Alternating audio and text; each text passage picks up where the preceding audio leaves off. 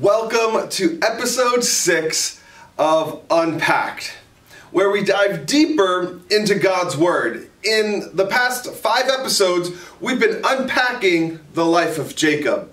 And I want to encourage you that if this is the first episode that you're watching, to go back and watch the previous 5 episodes where we really begin with the life of Jacob and his journey through his life and just what has all unfolded in Jacob and how he's really, last week we talked about how, man, he really transformed who he was. And so, I would encourage you to go back, check out those previous episodes. You can like us on Facebook, subscribe to our YouTube channel. And as I said, we have 5 weeks of Unpacked with the life of Jacob. That first week, we talked about Jacob as a deceiver. But even though that week 2, we went into how he's not alone. Then week 3, we talked about family. Week 4, talked about how God gave Jacob a promise that he would one day go home. Then, as I said, week 5 was transformed. And today, we're concluding our series on the life of Jacob. And the theme of today's episode is Reconciled. And we've all seen those commercials or video clips where a soldier is coming home and surprising their family or kids, and they're reconciled back together. Now, this reconciliation that Jacob is about to go through is different because he had an estranged relationship with Esau. You know, those videos that we see of soldiers coming home and embracing their families, and you know, man, it's easy to get teary-eyed watching those.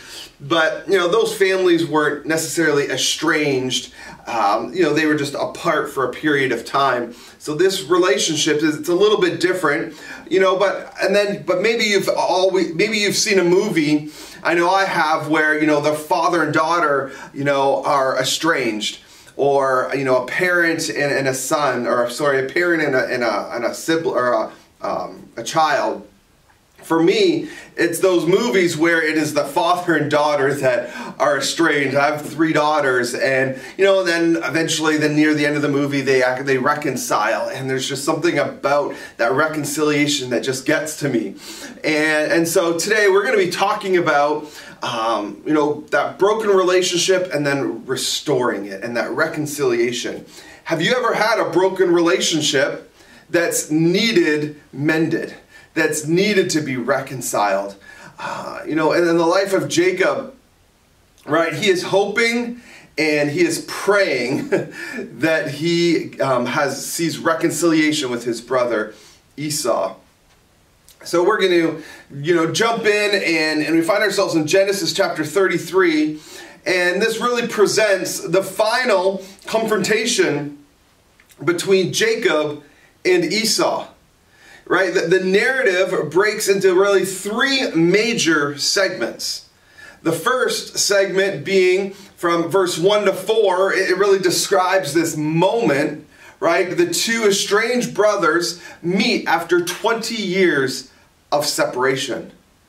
And then the second segment, we see in verses 5 to 15, and it records where the 2 men have this conversation on this occasion. And then the third segment, verses 16 to 20, kind of reports the geographical location where each brother settles after this final meeting. So Jacob, he begins to imagine as he's preparing, getting ready to meet his brother Esau, he is imagining the worst. So Jacob, he plans accordingly. The last words out of his brother's mouth was, "I'm going to kill you." Granted, 20 years has passed, but that still rings in through Jacob's mind. Man, Esau wants to kill me. Esau wants to kill me. And so Jacob begins to plan accordingly, especially seeing a large band of men that were rapidly approaching in the distance. And these men were part of Esau's clan. So you could just imagine the fear that is gripping Jacob in his life. So, he begins to divide up his family. And he takes the 2 his two concubines, and he puts them first, and then Leah and her children followed short distance behind. Then Jacob's beloved Rachel and her only son Joseph go at the very back, at the rearmost of kind of Jacob's tribe. And Jacob then, he stations himself in the front of this caravan. But surprisingly, when Jacob meets Esau, there was no violence. Nothing happened. Instead, Esau ran to embrace Jacob, we see in verse 4. The conversation between these two brothers divides really into two topics. The first topic concerns the change that occurred during Jacob's 20 years of exile. And this portion of the conversation is likewise composed of two parts, where, first Jacob presents his family to his brother, like, here's all my family, my sons, daughters, wives, slaves, a whole 9 yards, my herds, and kind of, hey, this is how God has blessed me. Then Jacob goes into really wanting to persuade Esau to accept his gifts. Well, the second topic of the conversation really focuses then on the direction Jacob and his family would travel after the reunion. Read that in verses 12 to 15. See, Jacob's relationship with God lessened his fear of Esau. It didn't completely erode it, didn't completely get rid of it.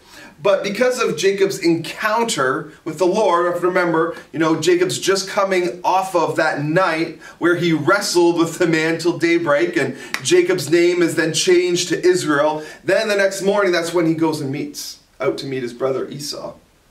And because of Jacob's relationship with the Lord, it lessened his fear. It didn't completely get rid of it, but it lessened that fear. And Jacob's, his mindset is, if God spared my life once, wouldn't he also protect him from his brother? Jacob, he boldly testified to God's provision during his 20 years that he had been absent. He lets his brother know that, God has blessed me, God has taken care of me. And the value of Jacob's gift and the size of his family and herds confirmed everything that Jacob was telling his brother Esau. Now, Jacob politely turned down his brother's offer of protection. Esau offers to leave men with Jacob to escort and to help him after they part ways. But Jacob, he politely declines. So we want to read Genesis chapter 33, verses 1 to 15. It says this: Now Jacob looked up and saw Esau coming toward him with 400 men. So he divided the children among Leah, Rachel, and the 2 slave women. He put the slaves and their children first, Leah and her children next, and Rachel and Joseph last. He himself went on ahead and bowed to the ground 7 times until he approached his brother. But Esau ran to meet him, hugged him, threw his arms around him, and kissed him. Then they wept. When Esau looked up and saw the women and children, he asked, "Who are these with you?" He answered, "The children God has graciously given your servant." Then the slaves and their children approached him and bowed down. Leah and her children also approached and bowed down. And then Joseph and Rachel approached and bowed down. So Esau said, "What do you mean by this whole procession that I met?" "To find favor with you, my lord," he answered. "I have enough, my brother," Esau replied. "Keep what you have." But Jacob said, "No, please, if I have found favor with you, take this gift from me. For indeed, I have seen your face, and it is like seeing God's face, since you have accepted me. Please take my present that was brought to you, because God has been gracious to me, and I have everything I need." So Jacob urged him until he accepted. Then Esau said, "Let's move on, and I'll go ahead of you But Jacob replied, "My Lord knows that the children are weak, and I have nursing flocks and herds. If they are driven too hard for one day, the whole herd will die. Let my Lord go ahead of your servant. I will continue on slowly, at a pace suited for the livestock and the children, until I come to my Lord at Seir." Esau said, "Let me leave some of my people with you." But he replied, "Why do that? Please indulge me, my Lord." So there is a lot happening in this passage of Scripture, in this exchange, this meeting between Esau and Jacob. And so there's a few outlines that I want to hit. One, how, and you kind of see this played out in verses 1 through 4, that really we need to put aside our pride. And that's what Jacob does. And actually both men, they really put aside their pride so that they can reconcile. Right? We just read that Jacob bowed down 7 times while approaching Esau. It's not easy to put our pride aside, is it? I mean, especially between siblings. I mean, siblings can just go at it. But Jacob wanted to reconcile with his brother Esau and maybe save his life. Still a little fearful that his brother was going to kill him. And Jacob was willing to put his pride aside. But he was desperate. Jacob was desperate to reconcile with his brother. And Jacob led the way in putting aside his pride. And then we see this next theme really is to be genuine. Right? No one likes fake people. And we really see this played out in verses 5 through 11, that no one likes anybody that's fake, that's putting on something, that's not being who they are. And I think it's a good lesson for all of us. And no matter where we are, that we ought to be genuine and sincere in everything that we say, everything that we do. And Jacob, he brought gifts humbly and presented his family to Esau. And then, really we see how they agree on limits. And this is really in verses 12 to 15 that, Esau was ready to go back home, but Jacob knew that his family and his herds just could not keep up with Esau. So they came to this arrangement on how they would proceed. Let me ask you, do you know your limits? Jacob knew the limits of his herds and his family. Do you know your limits? Jacob's family, they had young children, and he said that his herds were nursing, and Jacob knew what they could handle. Do you know what you can handle? Do you know what your limits are and what your family's limits are? What your kids, and it's really important to kind of put limits around your kids. Whether that's limiting them on, how much they watch TV and how much time they play outside, and maybe not limits, but hey, you need to have a certain amount of time where you're playing and exercising and doing schoolwork and homework and all these things. And we put limits around our kids, and as parents probably not even really realizing it at the time, but it's important. Our kids and children, they need limits, and as parents we need to know what those limits are, and for the most part we do, but it's important to instill and enforce and let your kids know what those limits are. So let's explore this text a little bit more here. See, when Jacob, he saw Esau coming toward him with 400 men, he was afraid. There's just no, there's just no getting around it. Jacob was afraid. But Jacob also had a plan, right? He quickly divided up his family into 3 groups in case Esau's intentions were violent. He didn't know. He actually probably thought that they were. And really thinking that, some people are going to die here. Some people are going to die, and I need to have a plan so the least amount of people die as possible. So he, giving his beloved wife, Rachel, and his son Joseph an avenue of escape. If you remember reading, it was his slaves, Leah, and then Rachel and Joseph at the back. And he did that on purpose so that if the encounter turned violent, that he would have Rachel and Joseph at the back, and they could escape the easiest.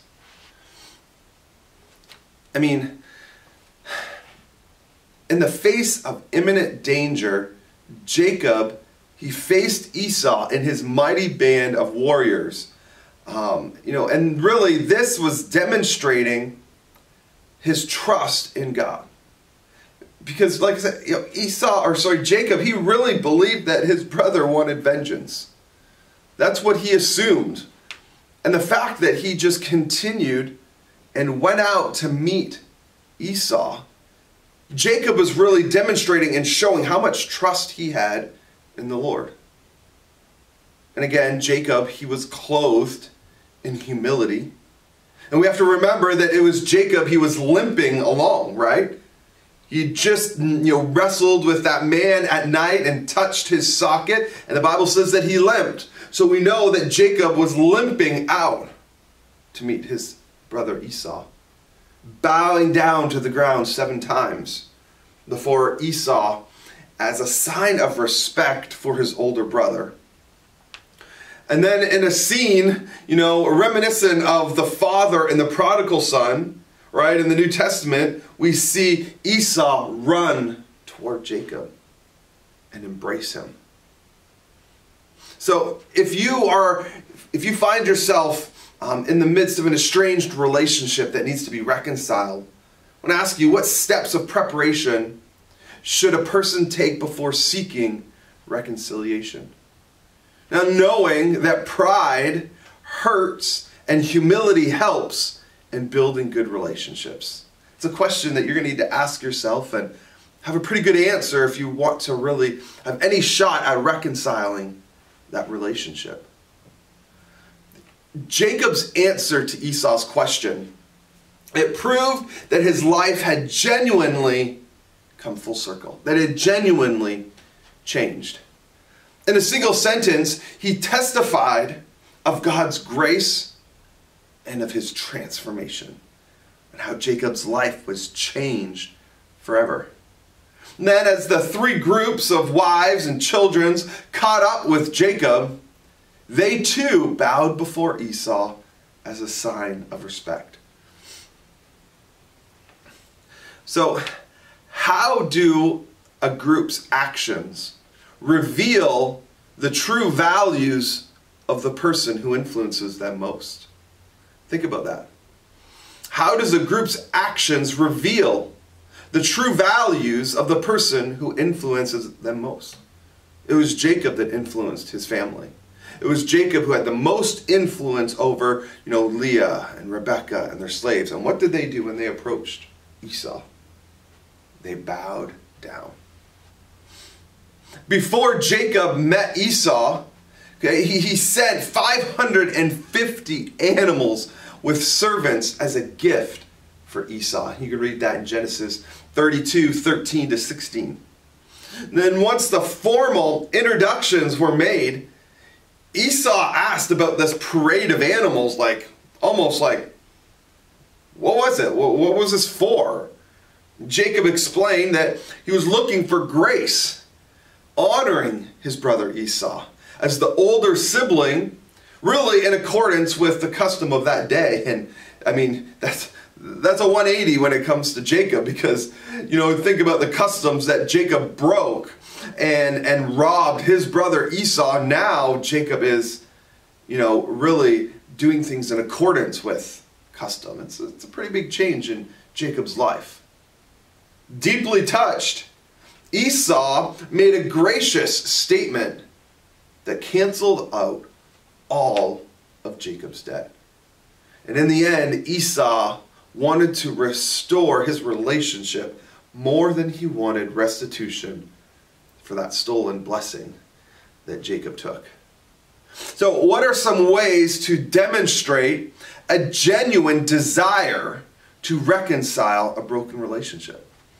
Think about that. If you're in a estranged relationship, what are some ways that you could demonstrate a genuine desire to reconcile? No, you might not be able to send 550 animals to that person's house, and I think that might be a little weird in today's time.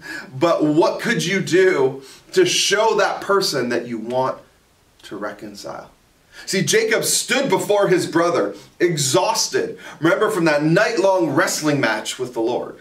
Assuming the role of protective older brother, Esau graciously offered Jacob his assistance. And as he had done earlier, Jacob declined the offer, telling Esau that he didn't want to burden or inconvenience him. See, throughout the conversation, Jacob referred to God 3 times. And you see this in Genesis 33, verses 5, 10, and 11. While Esau never mentioned God at all. Not once. And I think sensing the differences, Jacob really established boundaries so that no other unnecessary conflicts would begin to erupt between these 2 brothers. So, how do we apply some of these things that we've learned? So, true transformation is seen in approaching others with humility. I think one of the ways that we can take this text and apply it to our lives is we need to live lives with humility. And pride can easily sink into our lives and can even rule our lives. But I think if we want to take some lessons from the life of Jacob and understand that, man, when God transforms you and he changes you and he does something, huge in your life, and that's God's desire, is to do something huge and great and monumental in your life. And when he does, man, that we need to begin to live our lives with humility. See, genuine reconciliation can occur only when both parties demonstrate a genuine desire to be restored. It wouldn't have worked if just Jacob wanted to be reconciled, but Esau didn't. Or that if Esau wanted to reconcile, it would not have worked. But when both parties are ready and both parties want to reconcile, then we can find relationships restored. And so if you are in a strange relationship, I would encourage you to reach out, pray, find out, hey, how can I reach out to this person in such a way with humility? And you know what? Chances are, depending on how long the relationship's been estranged, they're not going to reply in a favorable way the first time. I would be prepared for that. That it's not going to just be smooth sailing. That it's going to take a little bit of time. But that's where humility comes in. And be humble. Be ready for that first rejection, because that's depending on how deep the divide and how long the estranged, you could face rejection that first time. But don't give up if God's laid this on your heart. And I believe that he does. God wants to see all of our relationships restored if they're estranged. So let's jump into our daily living. Okay? And so for our daily living tips, number 1, on day 1, believers can overcome fear with faith. Believers, we need to know that we can overcome fear with faith. See, Jacob had a plan for his family. Right? Fresh from his encounter with God the night before, Jacob faced his first real test of faith, meeting his brother Esau. But providing opportunities for spiritual growth, right? Tests often follow mountaintop experiences. Yeah, Jacob may have wrestled with the Lord the night before, but really that was a mountaintop experience. He was blessed, he changed his name, he was touched by the Lord. And then the next morning came the test. Jacob's hasty plan, hatched in fear, would have lifelong implications. By placing Joseph in the more secured position, Jacob unwittingly sparked the fire of contentment in the hearts of his other sons towards Joseph. See, really culminating in attempted murder and eventual estrangement from his own son, Joseph. You can read that story starting in Genesis 37, 18 to 28. And this cycle of unguarded favoritism, really that destroyed the relationship between Jacob and Esau, now begins brewing in the hearts of Jacob's own sons. So, in what areas of your life do you experience fear most? To ask yourself that. Number 2, humility can help heal a broken relationship. When you read Genesis 33, 3-4, you see identifying Esau's response to Jacob. See, with such a show of force, Esau had carved out for himself position and power. See, he was no longer the weaker brother whining over a lost blessing. He now commanded his own army. And if Esau had wanted to make good on that threat of killing Jacob, it would have been just a small feat for him. But clothed in humility, Jacob limps towards his brother Esau, bows down 7 times as a sign of respect for his older brother. Esau couldn't even control his own emotions, and he threw his arms around his brother Jacob and he kissed him. See, love and forgiveness saturated that reunion. Neither was the same selfish man who grew up despising the other. The past was forgotten as Esau embraced his brother Jacob. That was a gesture of acceptance. Jacob's reconciliation with Esau was really the result of his previous meetings with God. Because I believe if Jacob did not have his previous meetings with God, he would not have entered into that reunion with the humility that he did. That pivotal wrestling match with God, it broke him, humbled him, and transformed Jacob. And Jacob was ready to meet his brother with the right heart. Number 3, Jesus has an impact on believers' lives. I mean, God will impact your life like never before. See, placing himself in a position of servitude before his older brother, Jacob, he acknowledged that God had blessed him with a large family in spite of all of his shortcomings. Without knowing it, Jacob experienced at Bethel and Manaheim. Esau must have found those words strange because his only memories of his brother Jacob were of selfishness and arrogance. But after encountering God, Jacob demonstrated that he was a changed man. Similarly, when believers today spend time with Jesus, as Jacob spent time with the Lord, he will have a positive impact on people around us. Number 4, believers must seek God's guidance in reconciling with others. Jacob insisted that Esau accept his gift as a token, indicating that all was forgiven. And at first, he called it a gift, meaning an offering, as in a peace offering, for all that he had stolen really from Esau when they were younger. That after Esau's persistent reluctance, Jacob then, he changed what he called it. He then calls it a present, meaning a blessing. So Jacob let Esau know that his gesture wasn't motivated by selfishness, but was prompted by the gracious act of God. The same God that changed his life. While Esau never mentioned God in the entire conversation, he was won over by the apparent change of Jacob's life. Number 5, God fulfills his promises. He does. He is faithful and he fulfills his promises. Evidently, both men assumed Jacob would spend time at Esau's home in Seir. But as you read, God took Jacob in a different direction. He took him to Succoth, where he built his home free from fear of retaliation of Esau. I mean, that still had to be playing out his mind. Is this some kind of mind game where he's going to embrace me and love me and accept me and then come back? And Jacob didn't know, and so God leads him to somewhere else. Then after living in Succoth for a few years, Jacob crosses over the Jordan and arrives at Shechem.